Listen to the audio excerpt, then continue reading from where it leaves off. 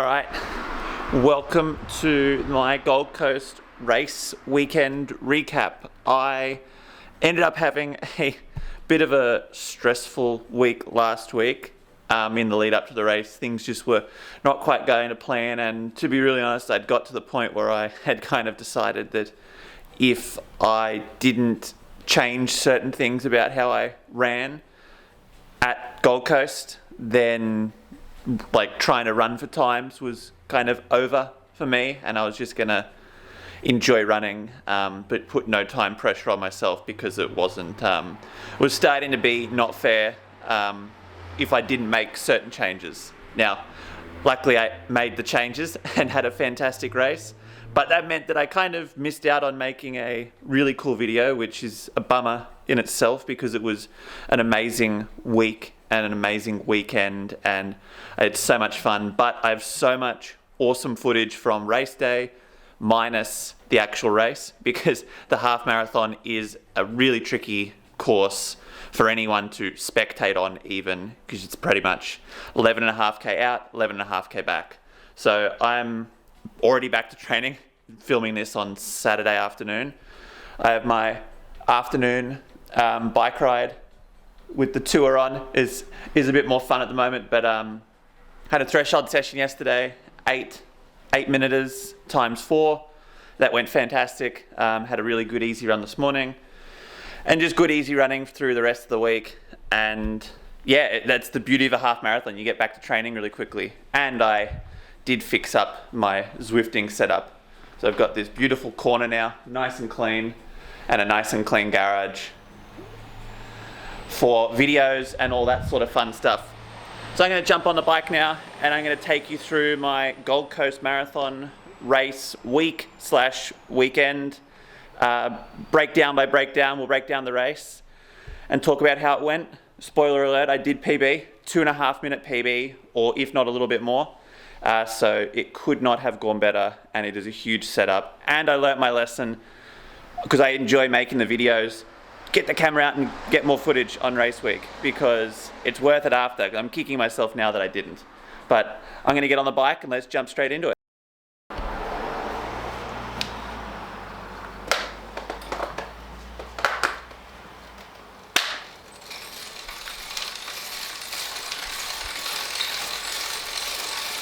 Alright, so won't go too much through the week before because it's pretty boring. I want to keep this video under 20-30 minutes.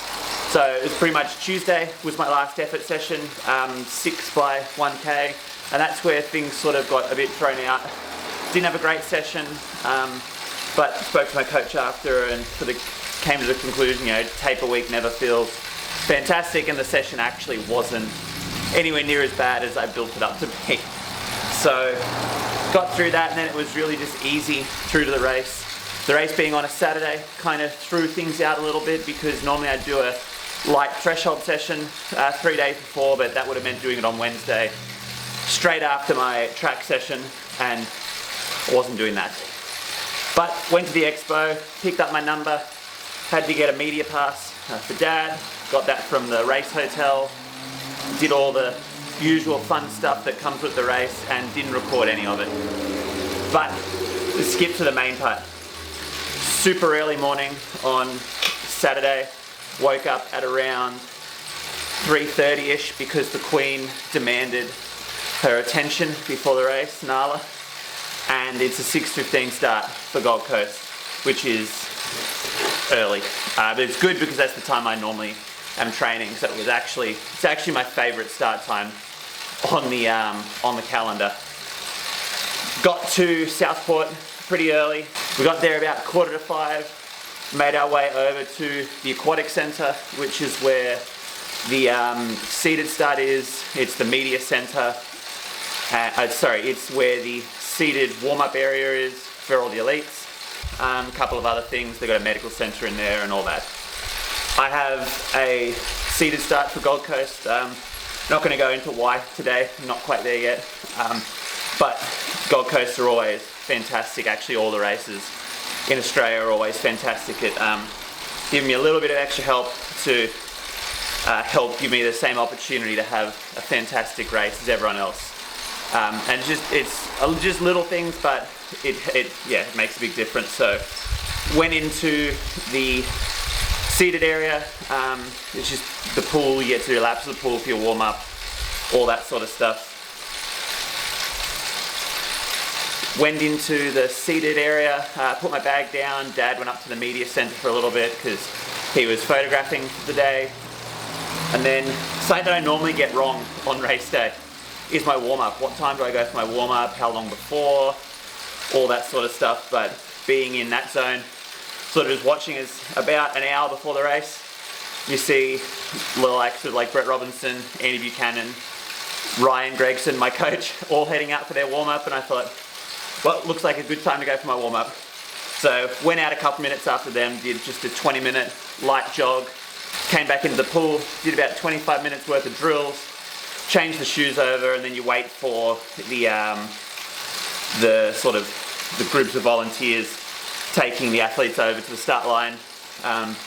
Went over to the start line about 5 minutes before the race starts, so at about 6:10, and you get to go in with the priority runners as well there, and you get to do just some strides out in front of the start line. Uphill start for Gold Coast, and then 2 minutes before the start they bring everyone back in, and the heart rate really starts to go up and the waiting starts. And surprisingly, I was actually really calm at this point. It was my best warm-up that I've ever had. It just felt good, the timing felt good, and I don't know, I was just ready for a race. I was really calm, really clear in my head. I had two things I wanted to focus on in this race. The first thing was just being empty in my head as much as I could. There's normally so much noise in my head in these races, and you want us telling you to stop and all that, and it's hard not to listen to it a lot. And then cadence. I just wanted cadence and feel relaxed. The gun goes off bang on time. It's an uphill start. The start's always quick. The first K was around 3:37 before things start to settle in. And I just kept looking, having a little glance on my watch and realizing, going a little bit too quick, but you know, it'll slow down. And then around 3K, I had, getting my splits up. And then around 3K, I had a lady come up on my shoulder and say to me, "Oh, you aiming for 3:45 pace?" And I wasn't. And then I just said, "Oh yeah, I am." And she's like, "Oh, jump on." So ended up sort of just sitting in next to her, and we were pacing really well. Then a couple K further in, we grabbed another guy. I think she knew him. And he was just like a metronome. We just started rolling through the Ks, like 3:41, 3:43. I think we did 1, 2, 3, 4, 5, 6. We did 7 Ks in a row that were bang on 3:41, and things were going so well. We went through the first 5K in 18:35, which is well and truly under pace for my 120 goal. It was more on pace for around 119-ish or something around there. Second 5K was 18:34, and the third 5K was 18:34. So this was the stage of the race that just got really locked in, super relaxed, and just the Ks were just rolling by. I've never done a half, and I've only done a couple of halves in races recently. I've never done a half where I sort of blinked and I was at 11K. I was like, damn, that went by fast. Just the group was rolling well, the weather could not have been better, and I was just so relaxed. I was shocked at how relaxed I was. I was talking to the people around me at 5K, at 8K, and then even little things where the lady that had come up to me, who I didn't catch her name at the end, but she PB'd, she beat me by about 2.5 minutes, but we'll get to that. The group started to slow down just fractionally, and I was like, I'm going, I'm not waiting. So I just put in a little bit of a spurt to try and stay on pace, and I was feeling good up until around 14K. So I had my first gel, or had my only gel of the race, bang on 10.5K. Now, I don't take any water in a half. I don't think I'm out there long enough. and it just, to me, it too high of a chance of getting it to me, there's just too much of a chance to get a big stitch or something like that from gulping air out of the cups or something like that. And I just didn't want to take that risk. So had my gel and it went down really well, but then about 10 minutes after, just started to get the slightest stitch up underneath my diaphragm. Not enough to need to stop, but enough to start making things uncomfortable. And that's where, this is what I'm most proud of. This is where I got to the point where I had time to dig in and really just focus. I picked a building and I was like, if you can get to that building, you can get to the finish. And that building was at 19K. So that just became my target. And I slowly started to drift off the back of the group with that lady. She got through her little rough patch and then got going really well again. So that was around 16K when I dropped from 345 to about 350, 351. And then it was just trying to grind to the finish. I never really felt like I broke down too badly. I definitely felt like my calves stopped firing at about 13K, and I was able to hold on feeling good until about 16K, and then it was 17 to K17 to 20 were the real hurt locker. I dropped down to as slow as 355, and then K21 got it back down to a 351. Coming around the corner with 250 to go and seeing the finish line arch, you can see the clock ticking away, and I was at about 119.40, and I tried to sprint as hard as I could to get to the finish under 120, but I just missed it. So total finishing time ended up being 120. And then just saw Dad straight after. I was just so pumped. I'm really proud of the effort that I put in, and it was a really big turning point for me with my head in terms of like staying calm and not panicking around when things start to get hard, and not listening to that little voice in your head that says that you should stop. The morning was like stunning. Could not have been better conditions, and I just feel so pumped and ready for the next one now, which is new. I'm normally nervous. I don't feel intimidated by the distance anymore for the half. I feel like I can go in and start really trying to push it and see where I can get to. After the race, got to go back into the pool, chill out for a little while, wait for Dad to finish photoing until his heart was content. Got to get a selfie with the winner, Andy Buchanan, who broke the all-comers record, 61.08. So it was a great morning. Then shot off down to High Rocks to help Ben in Sydney have a good first High Rocks. He's had some complications going into it, but he did great compared to not going and doing it. And bring on Melbourne later in the year for him. Ironically, both our next competitions are in Melbourne.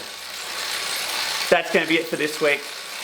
Next week, my Sydney series starts, which is going to be awesome. I've actually tried to plan this one out properly.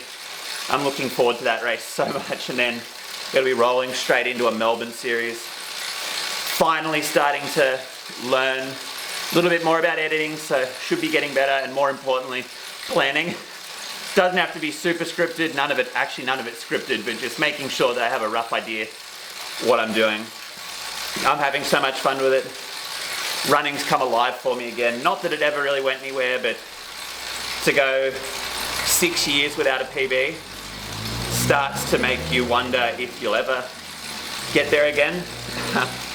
And you sort of start to believe that the best is behind you, and you know, in your 20s, that's not a great feeling. But it's, yeah, I feel like I'm back to being able to push. The goal for Melbourne will be to run another PB. I think I can go well and truly under 80 minutes. The goal over the next couple of years, or over the next 12 months to be honest, is to get down around 74 minutes. And after Gold Coast, I think I can do that. I had my lowest heart rate ever for a half. My heart rate I think my watch went a little bit wrong at the end, but my average heart rate for the whole thing was 169. I think it probably was a slight bit higher just because the watch Had a little bit of a funny moment with about a K to go where apparently my heart rate dropped to 30 beats a minute, which would be impressive for how I was feeling. But that's that. Next time I'll have a really good race video. Sydney's going to be amazing. Melbourne's going to be amazing. There's so much more where that came from. Make sure you subscribe. Things are just going to get better from here. Awesome training videos. The Sydney series next week is going to be really cool, so make sure you're here for that. If you raced at Gold Coast, I hope you had a good run. If you didn't, maybe you just need one more. For me, that's what it proved to me. It's always worth trying one more. I was about ready to call it quits on trying to have goals around times, and I just went one more, and it paid off. So I think that's the moral of the story. Always try one more. You're never going to lose out from trying one more time. But if you ran, congratulations. I hope you had a good run. I'll see you next week.